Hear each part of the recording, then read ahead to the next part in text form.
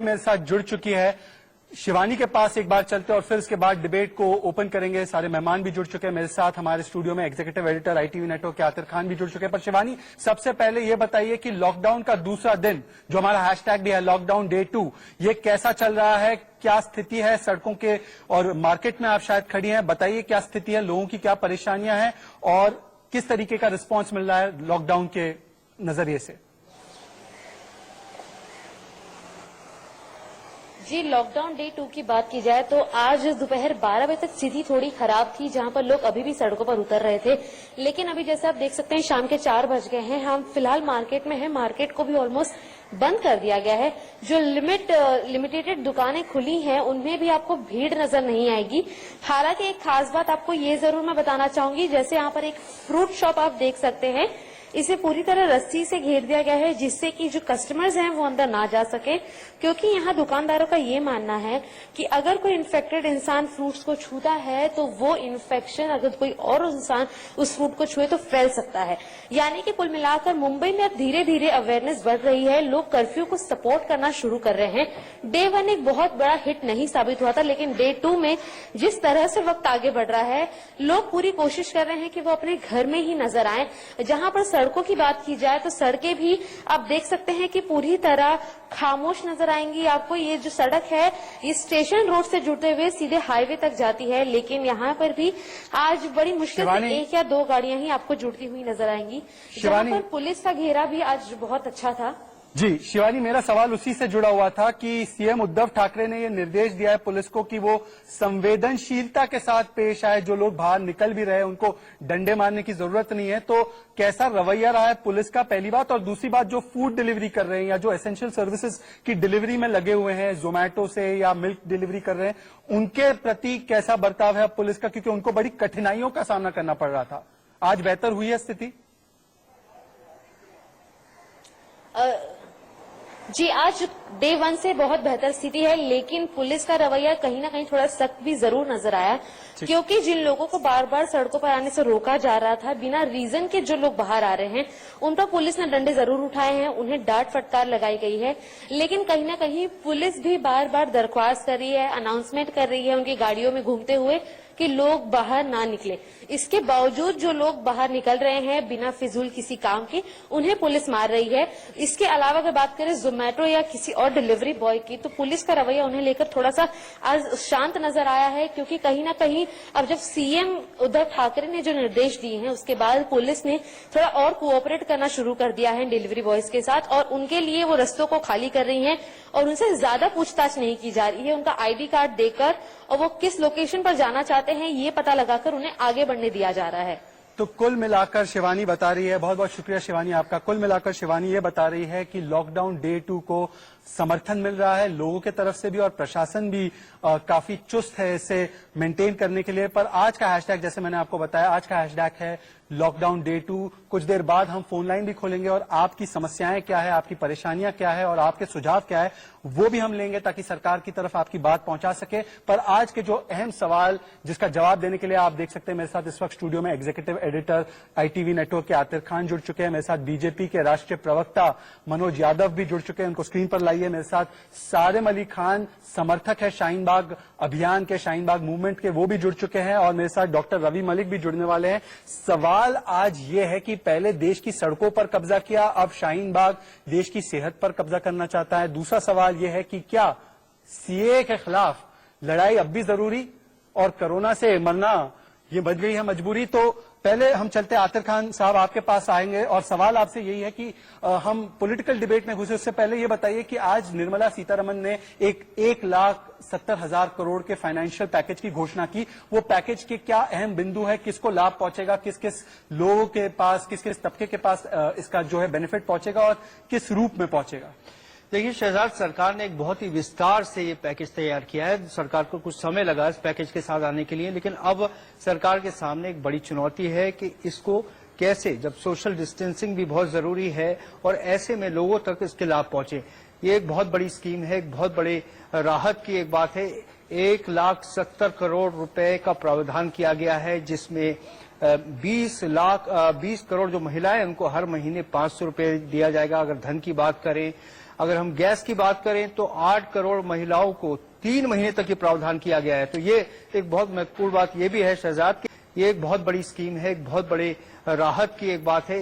1,70 करोड़ रुपए का प्रावधान किया गया है, जिसमें 20 करोड़ जो महिलाएं उनको हर महीने 500 रुपए दिया जाएगा। अगर धन की बात करें, अगर हम गैस की बात करें तो 8 करोड़ महिलाओं को 3 महीने तक ये प्रावधान किया गया है। तो ये एक बहुत महत्वपूर्ण बात ये भी है शहजाद के, 1 महीने का नहीं है, केवल 3 महीने का प्रावधान है। तो सरकार दूरदृष्टि से काम कर रही है। उसके साथ ही में अगर हम बात करें, जो कोरोना वॉरियर्स हैं, वो लोग जो कि बाहर फील्ड में जा रहे हैं, जो काम कर रहे हैं ताकि सभी लोग सुरक्षित अपने घरों में रहें, उनके लिए एक तरह से इंश्योरेंस 15 लाख रुपए की इंश्योरेंस का प्रावधान किया गया है। उसके अलावा एक बहुत बड़ी जो अन्न के लिए किया गया है कि हर व्यक्ति को ये सुनिश्चित किया जाएगा कि कोई भी गरीब जो है वो भूखा ना मरे, और उसके लिए हर माह जो है लगभग 5 किलो आटा या गेहूं और 1 किलो दाल का प्रावधान किया गया है। इसके अलावा जो सेल्फ हेल्प ग्रुप्स हैं महिलाओं के, उनको भी फायदा पहुंचाने की बात है। इसके अलावा जिनकी तनख्वाह 15,000 रुपए माह है, उनके लिए भी प्रावधान किया गया है कि उनके पीएफ अकाउंट में 24% जो उनकी तनख्वाह है उसका बोझ सरकार उठाएगी। तो एक बहुत बड़े स्तर पर यह स्कीम लागू और भारत जैसे देश के लिए करना एक बहुत बड़ी चुनौती होगी भारत सरकार के लिए। तो कुल मिलाकर ये जो कोरोना का पैकेज है, जो रिलीफ पैकेज है, उसकी कीमत जो है वो है 1,70,000 करोड़ पर। मैं पॉलिटिकल डिबेट खोलूं उससे पहले एक और सवाल आते आपसे लेना चाहता हूं कि यूनाइटेड स्टेट्स ने कल रात को एक पैकेज पारित किया अपने इकोनॉमिक स्टिमुलस के लिए। उसकी अगर साइज देखे $2 ट्रिलियन, मतलब 150 लाख करोड़। अब मैं ये मानता हूं कि अमेरिका हमारे से बहुत बड़ी अर्थव्यवस्था है, पर उसके कंपैरिजन में हमने लगभग 1.7 लाख करोड़ दिया है। तो कैसे कंपेयर होते हैं दोनों? देखिए, अमेरिका जैसे देश के लिए उनका अगर कोई कंपैरिजन हो ही नहीं सकता। अगर हमें तो ये देखना है कि हमारी जितनी चादर है हम उतने पैर फैलाएं और ये सुनिश्चित करें कि जो लोगों को आश्वासन दिया गया है उसका लाभ लोगों तक पहुंच जाए। तो ये एक सबसे बड़ी बात होगी सरकार के लिए, और ये कोई छोटा पैकेज नहीं है। 1,70,000 करोड़ रुपए का पैकेज किया गया है, 3 महीने की दूरदृष्टि जो है वो रखते हुए दिमाग में। तो ये एक बड़ी बात है अमेरिका के लिए। $2 ट्रिलियन जो है वो उनका लाइफस्टाइल, उनका स्टैंडर्ड ऑफ लिविंग, उनकी इकोनॉमी, पूरे विश्व में जो उनके इंटरेस्ट हैं उसके मद्देनजर देखते हुए दी गई है। लेकिन भारत के लिए इतना बड़ा पैकेज देना ये भी अपने में एक बहुत बड़ी चुनौती है। तो एक बहुत बड़ी चुनौती है और सरकार ने एक बड़ी राहत पैकेज की घोषणा की है। पर आज का सवाल यही है, जो शाहीन बाग अब पुलिस कार्रवाई पर मचा रहा है बवाल और कोरोना वॉरियर्स पर उठा रहा है सवाल। सारे मुझे एक बात बताइए कि आज आपकी प्राथमिकता क्या है, सीए के खिलाफ लड़ाई लड़ना या कोरोना के खिलाफ? सारे अली खान।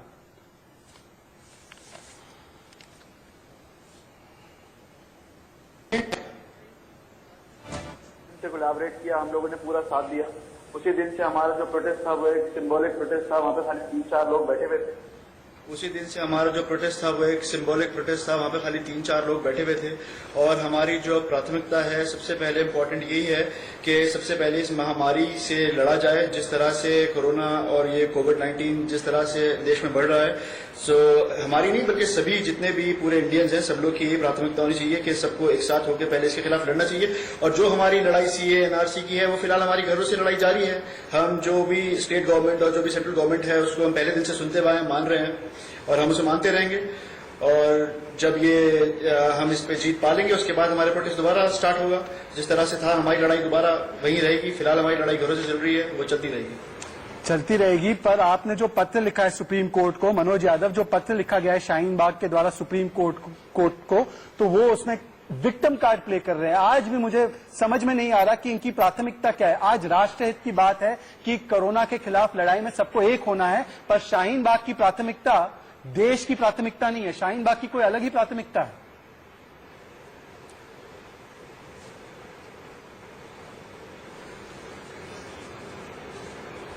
मनोज यादव। हेलो जी मनोज यादव, आपकी आवाज आ रही है? जी आवाज आ रही है, बोलिए मनोज, आपकी आवाज आ रही है, बोलिए जी। जब पूरा विश्व समुदाय, पूरा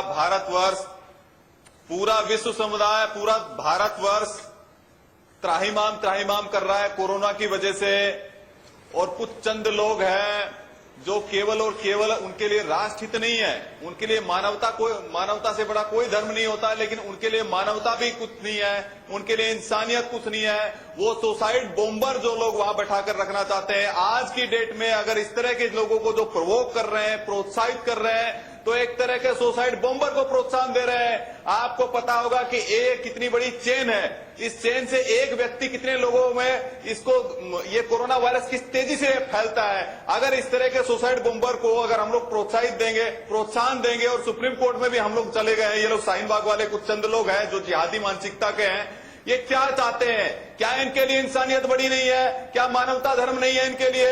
क्या मैं पूछना चाहता हूं आपके लिए, केवल अपने क्षुद्र स्वार्थ और केवल आप जो सो कॉल्ड और लिबरल जो गैंग है अपनी छोटी राजनीति करने के लिए क्या लाखों लोगों को करोड़ों से ये प्रोटेस्ट चल रहा है। हम तो पहले दिन से ही गवर्नमेंट के ऑर्डर से मान रहे हैं। आप क्या बात कर रहे हैं मनोज भाई? चाहते क्या है? सवाल ये बनता है, चाहते क्या है? जिस दिन गवर्नमेंट ने जनता कर्फ्यू लगाया उस दिन से हमारा प्रोटेस्ट सिंबॉलिक प्रोटेस्ट हो गया था। खाली 4 लोग प्रोटेस्ट पे बैठे हुए थे। क्या बोल रहे हैं आप यार?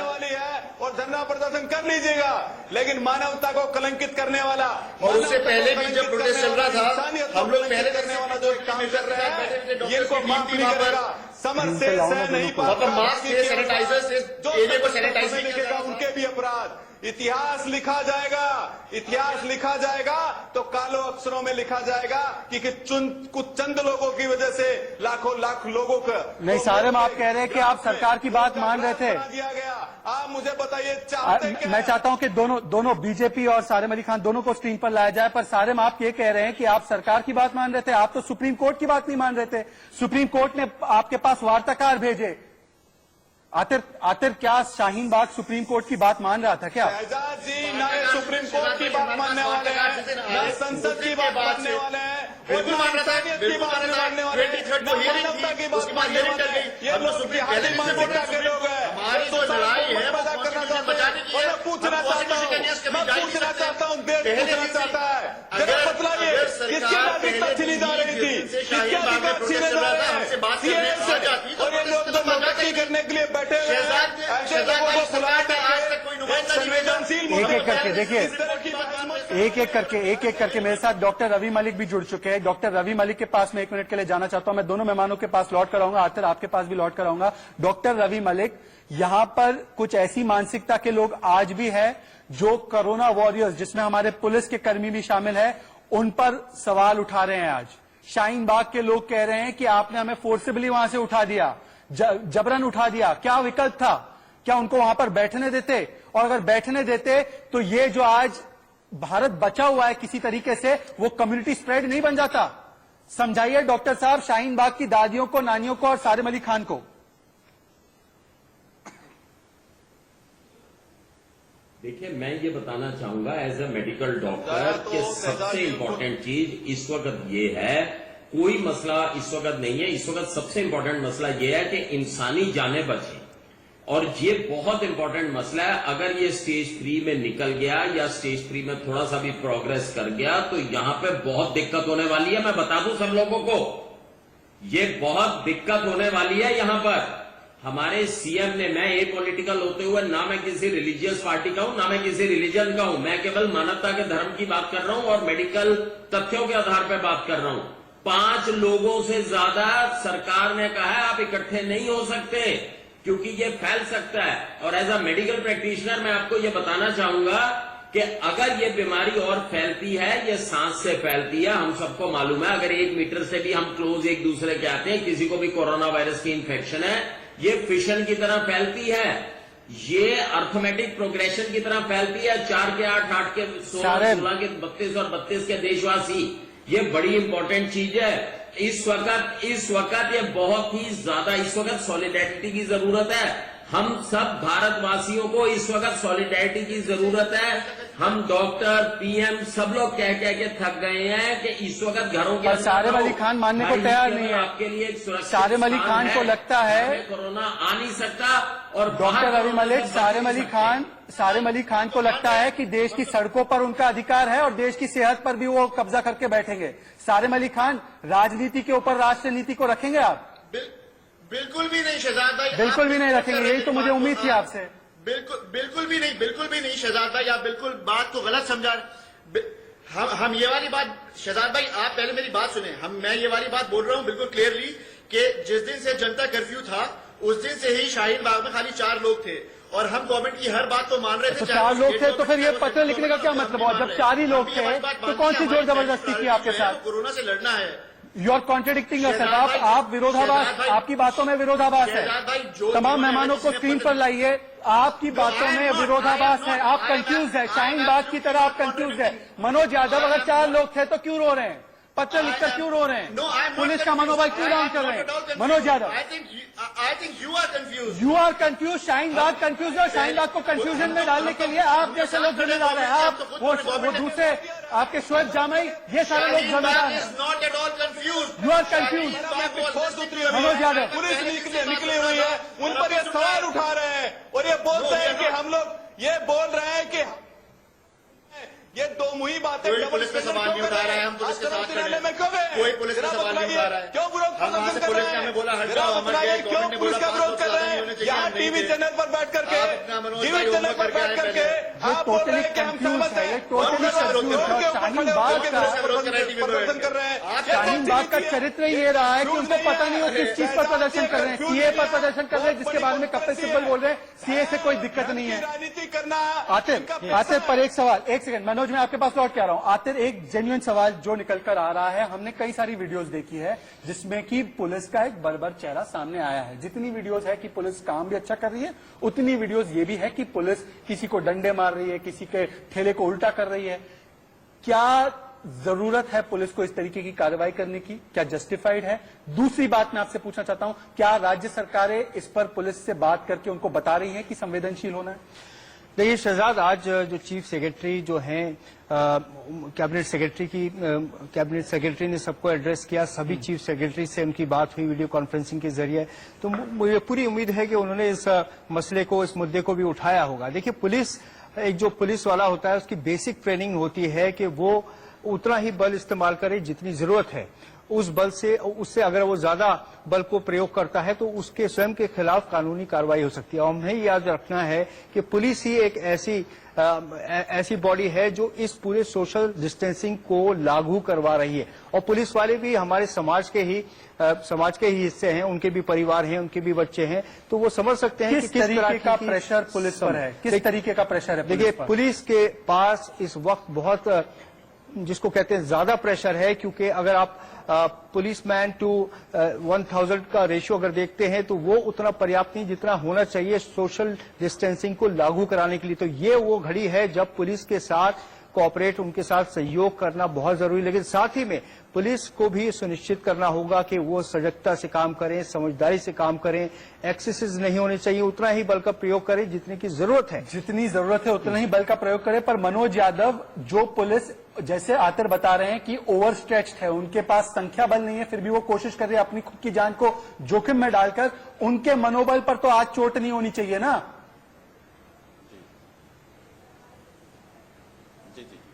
देखिए शहजाद जी, मनोबल पर चोट पहुंचाने वाले वो कुछ चंद लोग हैं जो लिबरल और टुकड़े टुकड़े गैंग है। ये वही लोग हैं जो सेना पर सवाल उठाते हैं, ये वही लोग हैं जो सेना की सर्जिकल स्ट्राइक पर सवाल उठाते हैं, ये वही लोग हैं बारंबार जो पाकिस्तान के प्रवक्ता बनते हैं, ये वो चंद लोग हैं जो बार बार सेना की शहादत पर, पुलिस प्रशासन पर, सेना वॉरियर के ऊपर, और जो आज कोरोना वॉरियर। जी मनोज, मैं आपके पास लौट के आऊंगा। अब वक्त हो चला है राइट या रॉन्ग में हेडलाइंस का। हेडलाइंस के बाद लौट के आएंगे तो सवाल यही जारी रहेगा कि सीए के खिलाफ धरना जरूरी या कोरोना से बचना जरूरी, ये सवाल होगा। लौट कर आइए, हाथ को सैनिटाइज कीजिए और हेडलाइंस देखिए। प्रस्तुत करता है Day 2 और हमारा एक और हैशटैग है जो आपको हमारे लोगों पर भी लगातार दिख रहा होगा, घर पर रहें। ये इंडिया न्यूज का मंत्र है, घर पर रहें और सामाजिक दूरी बनाकर रखें। हम बहस में आगे बढ़े उससे पहले मैं डॉक्टर रवि मलिक के पास एक बार फिर से जाना चाहता हूं। डॉक्टर रवि मलिक, आज WHO की तरफ से एक और बात आई। उन्होंने कहा कि सिर्फ लॉकडाउन काफी नहीं है, टेस्टिंग ज्यादा होनी चाहिए। आप मानते हैं कि भारत में उतनी टेस्टिंग नहीं हो रही है जितनी होनी चाहिए?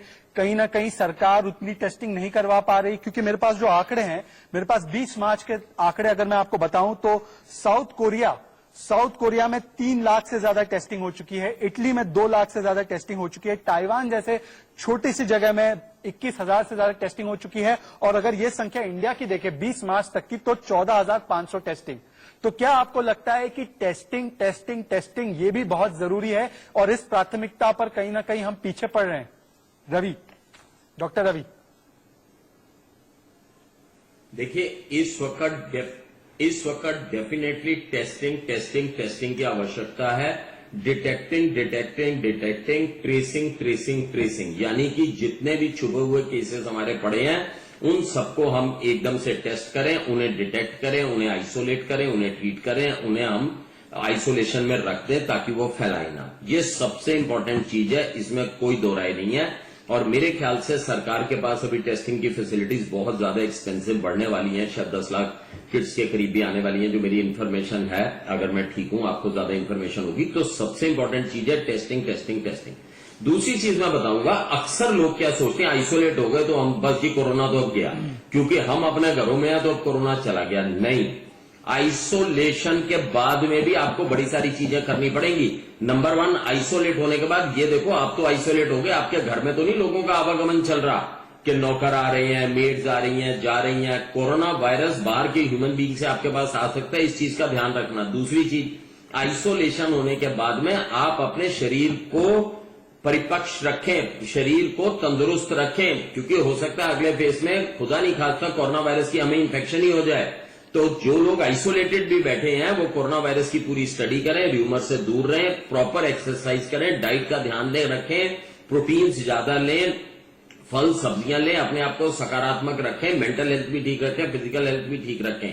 सबसे बड़ी चीज है आइसोलेशन के साथ में जितने भारतवासियों को शुगर का कंट्रोल नहीं चल रही, अस्थमा कंट्रोल नहीं चल रहा, क्रॉनिक ब्रोंकाइटिस, एम्फाइसीमा या उच्च रक्तचाप यानी हाई ब्लड प्रेशर या हार्ट की बीमारी है, वो भी अपनी बीमारियों को कंट्रोल में रखें, क्योंकि कोरोना वायरस एल्डरली को अटैक करता है जनरली, और जनरली अटैक करता है उनको जिनके साथ में की बीमारियां लगी हुई हैं। तो केवल आइसोलेशन से कुछ नहीं होगा। लेकिन एक चीज बता दूं, आइसोलेशन सबसे इंपॉर्टेंट है।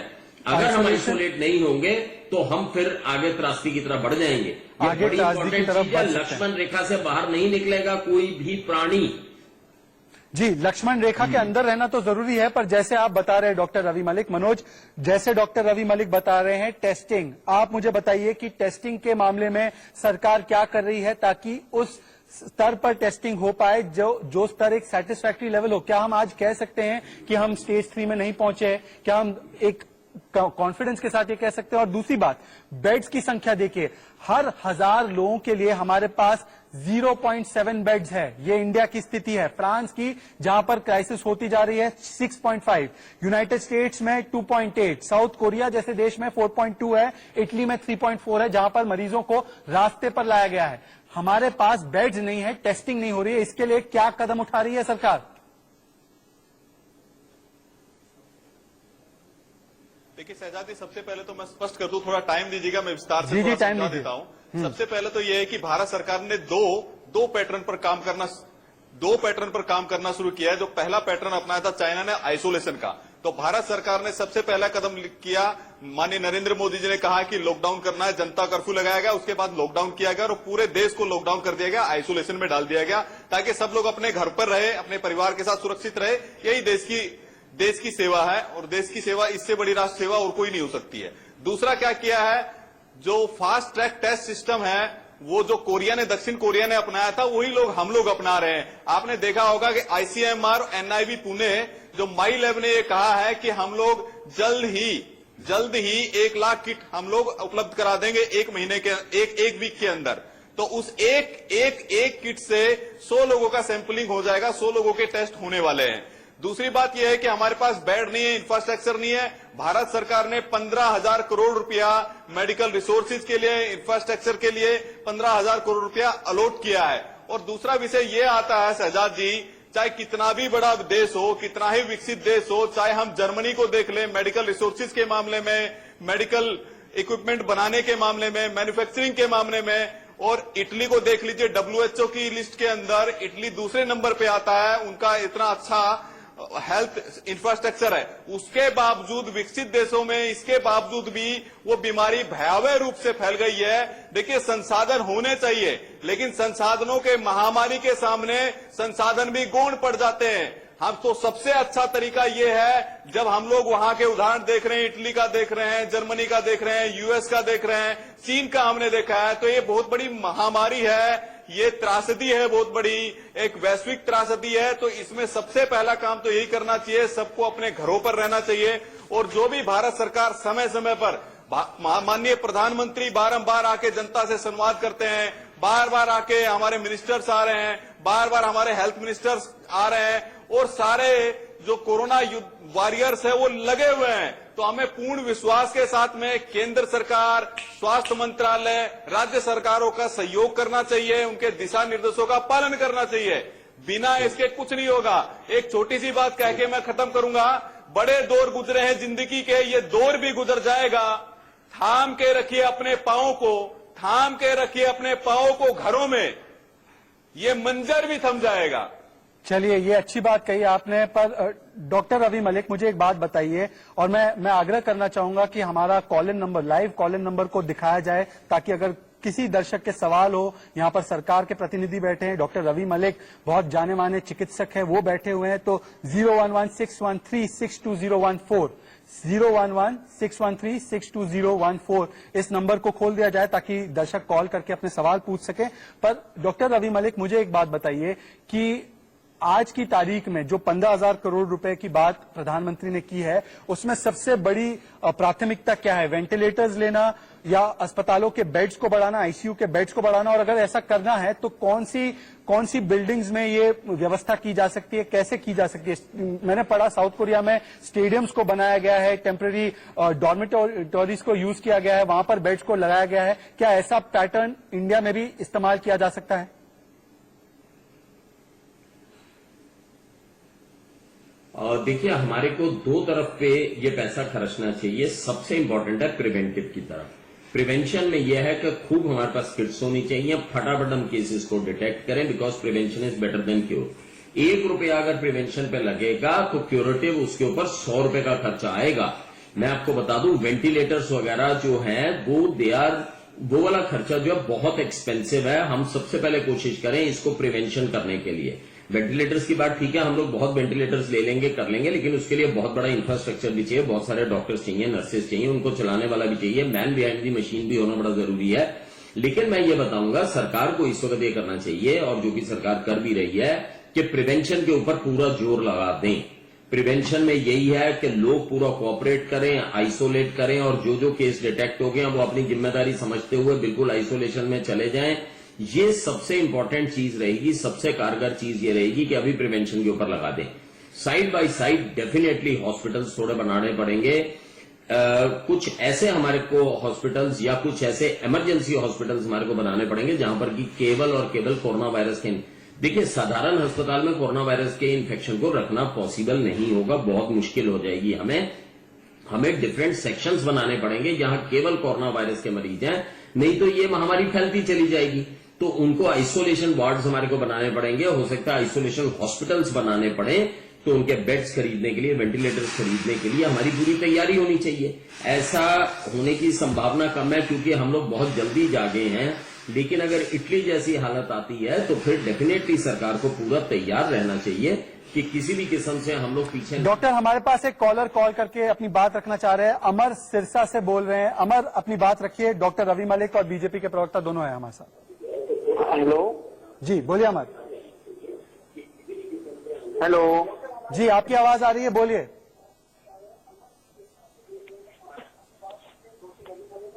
टीवी स्क्रीन को ऑफ कर दीजिए और अपनी बात हमारे साथ डायरेक्टली फोन पर करिए। टीवी को ऑफ कर दीजिए। अमर सिरसा से अपनी बात रखिए।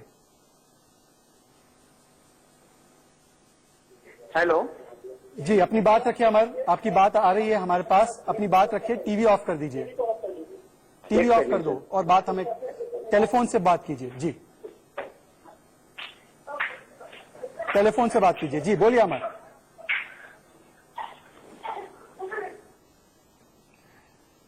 मुझे लगता है कि हमें दूसरे कॉलर की ओर चलना पड़ेगा। देखिए, नीचे नंबर दिया गया है, आप उस नंबर पर डायल कीजिए, पर अपने टेलीविजन को ऑफ रखिए। टेलीविजन पे डिले के साथ आवाज जाती है। आप हमसे डायरेक्टली फोन पर बात करेंगे तो हम दूसरे कॉलर की ओर चलेंगे। पर मुझे एक बात बताइए मनोज यादव, मैंने कई सारे वीडियोस देखे, कुछ लोग अपने घर पैदल जा रहे हैं, उनके पास कोई चारा नहीं बचा, उनको यूपी की पुलिस इस तरीके से बर्ताव कर रही है, किसी को पीट रही है, किसी को उठक बैठक करवा रही है। ये तरीका है उनकी सहायता करने का मौका है या उनको इस तरीके से अपमानित करने का मौका है? पुलिस को आपने निर्देश नहीं दिए क्या?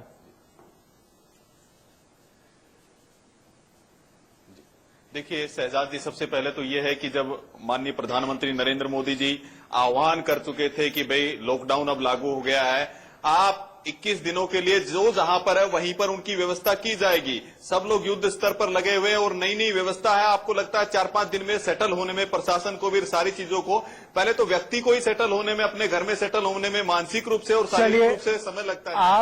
आपके जो बातों का जायजा लेने के लिए ललित उत्तर प्रदेश से है, आपके शायद वोटर भी है और योगी आदित्यनाथ के प्रदेश से है। ललित, आवाज आ रही है तो अपनी बात रखिए। डॉक्टर साहब भी है, मनोज यादव भी है, दोनों हैं। सर मैं दिल्ली से बोल रहा हूँ, दिल्ली से। जी बोलिए, सॉरी माफ कीजिए, दिल्ली से आप बोल रहे आज हैं। उज्जैन के अंदर एक 60 साल की महिला जो शाहीन बाग की तर्ज पे वहाँ बैठी थी धरने पे, आज इंदौर में उसकी डेथ हो गई है। तो उसने क्या ये देखा कि कोरोना में ये मुसलमान है या हिंदू है?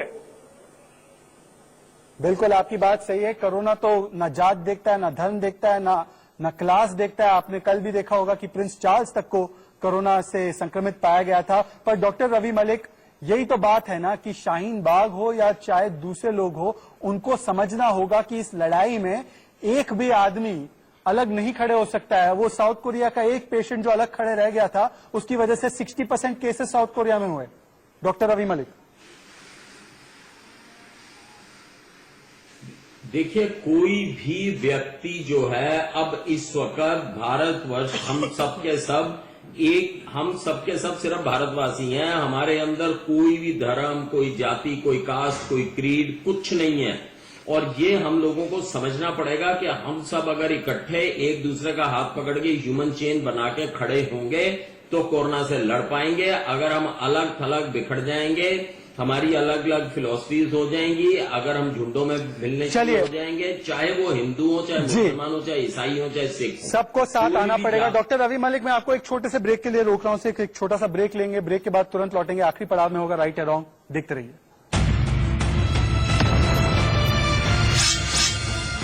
ये लॉकडाउन का दूसरा दिन लगभग पूरा हो रहा है, सफलतापूर्वक रहा है। आगे की क्या रणनीति होगी ताकि लोग इस लॉकडाउन में अगले और 20 दिन जो उन्हें बिताने हैं वो बिना कोई तकलीफ के बिता सके? आखिरी कमेंट छोटा सा। देखिए शहजाद जी, सबसे पहले तो देशवासियों को चिंता नहीं करनी चाहिए। भारत सरकार युद्ध स्तर पर काम कर रही है। माननीय नरेंद्र मोदी जी खुद इसकी निगरानी कर रहे हैं और युद्ध स्तर पर काम हो रहा है। भारत सरकार ना तो किसी को अन्न की समस्या होने वाली है भारत सरकार के नेतृत्व में, ना ही किसी को धन की व्यवस्था दिक्कत होने वाली है। अन्न और धन दोनों की चिंता कर रही है भारत सरकार। 1,70,000 करोड़ रुपए का जो पैकेज दिया गया। लॉकडाउन का दूसरा दिन, कोरोना के खिलाफ जीत मुमकिन?